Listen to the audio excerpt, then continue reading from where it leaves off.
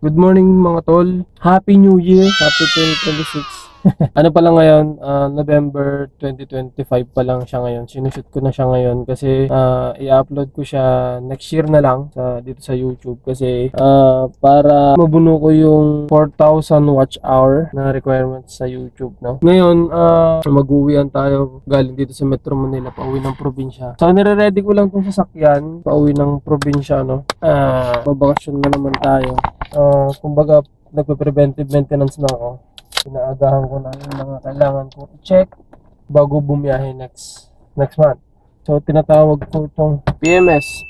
Pinulay ko lang yung kasi mga ano. Yan. So, ang na-check ko na kailangan kong i-check dito ngayon ay yung sa compressor. Itong video na to, yung ingay sa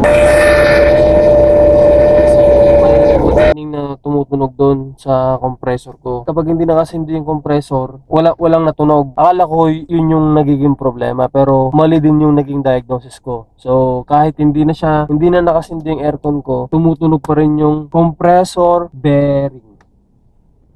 So, natunog itong compressor bearing ko doon. Kasi yung compressor kasi natin ng mga kotse, lahat ng sasakyan, alam ko may compressor pa rin yan.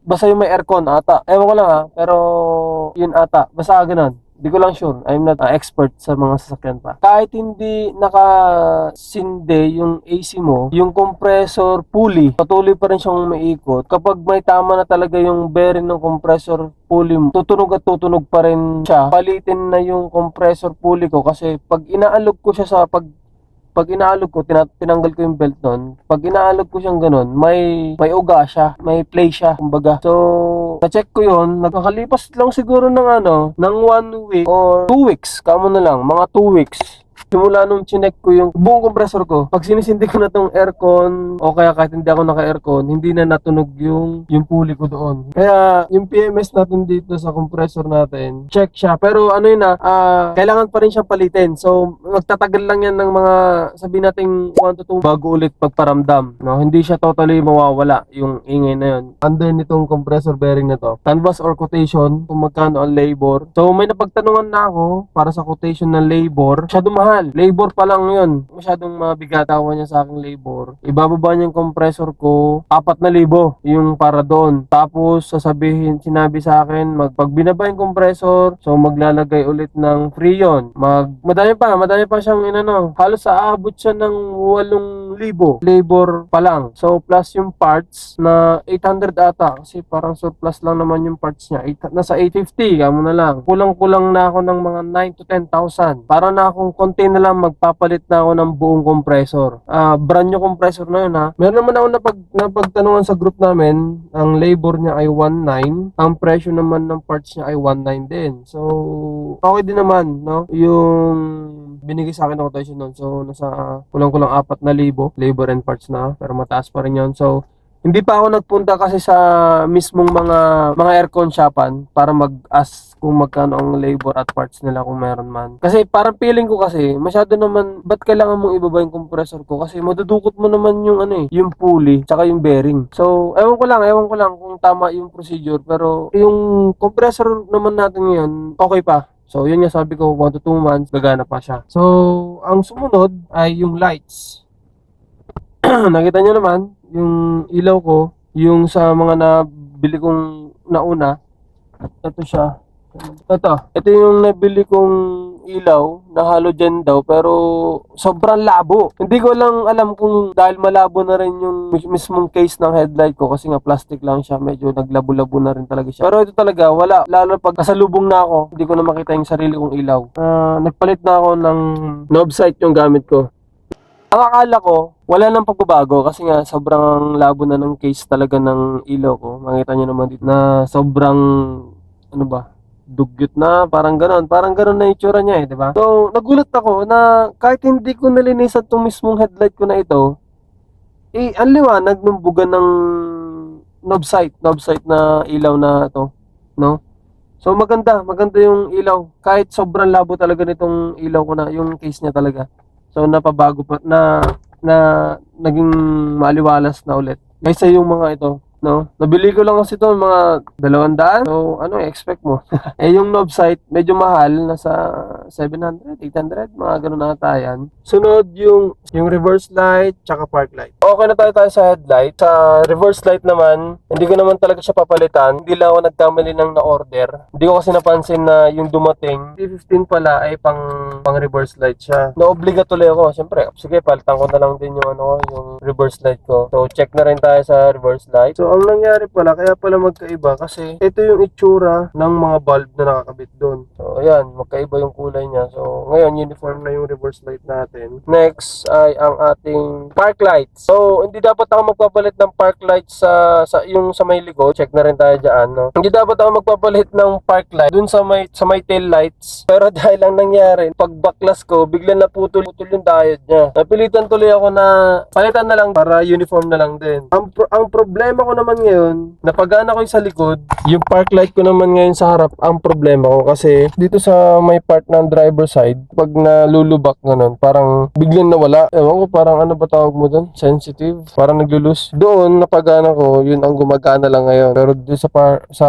driver side na park light, wala. Hindi ko napagana yan. So, okay naman na tayo sa park lights. Okay naman na tayo dyan. Na-check ko yung belts. My 25 years old Nissan Sentra B14. So, yung belts, na-check ko na rin yan. Okay pa siya. Pero pag uwi ko na ng probinsya this December, magpapalit na ako kasi meron naman akong belt na nabili na talaga siya. So, nasa trunk lang yon. So, okay naman tayo sa belt. Coolant! So, sa coolant, wala tayong problema, no? Okay tayo doon. Check din tayo dito sa coolant. Spark plug, check ko pa siya. Siguro, bago na tayo bumiyahe, doon ko na i-check tong spark plug natin. So, pero sa tagal naman ko na bumabiyahe simula nung ako ng sasakyan, sa awa ng Diyos, di pa tayo na aberya. Si Lord ang nag-iingat sa atin yan, siyempre. Yung gulong, di ba? Last year, nakapagpalit ako ng 4 na gulong nitong sasakyan. So, okay na tayo sa gulong nito. Dapat 2 lang muna ang bibiling ko ng harap muna. Napapayag natin si Macy sa budget na bago, brand new. Okay na tayo doon. Goods na din tayo sa gulong. Sa langis, kaka-change oil ko lang. Check. Okay na tayo sa langis. Nag-change oil na ako. Petron Blaze 450. Yung gamit ko na langis para ngayon dito. So, siyempre pag nag-change oil ka, magpapalit ka ng oil filter. Sabay mo na rin ang fuel filter. Hindi ko lang pala na-videohan nung nagpalit ako ng fuel filter ko. Kasi na-check ko last October na parang pagbukas ko ng hood, ba't parang amoy gasolina, Buti na lang, nagbubukas-bukas tayo ng hood. Pagtingin ko yung sa oil filter na nilagay ko, yung hose niya, naglalabas ng gasolina doon. So, buti na lang, nag-check tayo ng mga basic na ganyan. So, nung nagpitan ko naman na okay na siya. Hindi na siya nagtatapon ng gasolina. Okay na siya ngayon. Tapos, na-check ko na rin yung power steering fluid natin. Okay din naman. Isa pa na mabigat-bigat na paghahanda ating gagasusan ngayon. Sa clutch, nagpalit na ako ng buong clutch assembly ko, buong sa transmission ko. Pressure plate, clutch cover, release bearing. Ito yung 3 components ng ating clutch. Okay na tayo doon. Napalitan natin yung buong clutch component. Pero, yung clip kasi, so makita nyo sa picture na ito, na ginawan lang ng paraan yung clip niya. Kaya, pag umiinit yung clutch nitong sasakyan, ang hirap pumasok nitong cambio ko.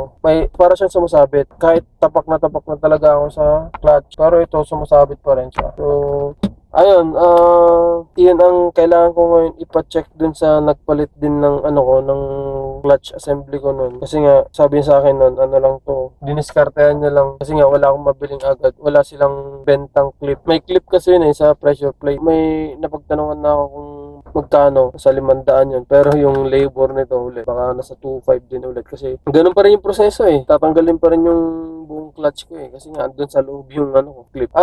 Ang sunod, yun tsaka throttle body cleaning. Last 2023 ko pa napagawa ito. Anong taon na ngayon? 2026 na nga eh. 3 years na hindi ko napalinisan yung throttle body niya sa konsumo. Talagang mararamdaman mo na siya. Kasi kapag natutune up to, okay naman sa konsumo eh. Lalo pag distansya, maabot to ng 15 per 15 kilometer per liter siya. So, okay siya. Basta pag natune up siya, tsaka nalinis yung throttle body. Yung TPS ko, kailangan din makalibrate yon yung TPS niya. Ang daming kailangan gawin dito. Kailangan kong palitan yung stabilizer link niya kasi durog na rin yun. So, yun. Ang dami nakalista to, no? Ano naman yan?